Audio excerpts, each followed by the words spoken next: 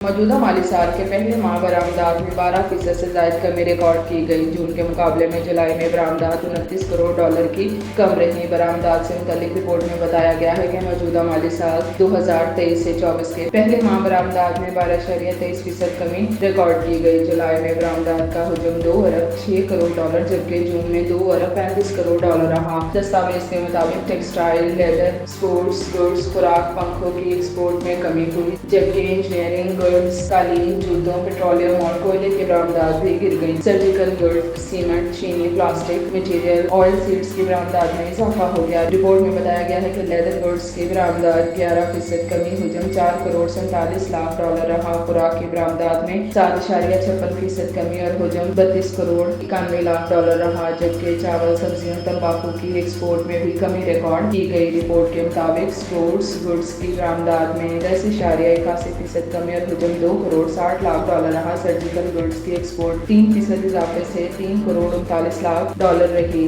چینی کی برآمد میں 2 گنا اضافہ ہوا اور اس کی $34,66,000 کی ایکسپورٹ ہوئی۔ دستاویز میں بتایا گیا ہے کہ پلاسٹک مٹیریل کی ایکسپورٹ 24% اضافے سے $2.16 رہی اور آٹو پارٹس کی برآمدات میں 4.52% اضافہ ریکارڈ کیا گیا جس کا حجم $18,00,000 رہا۔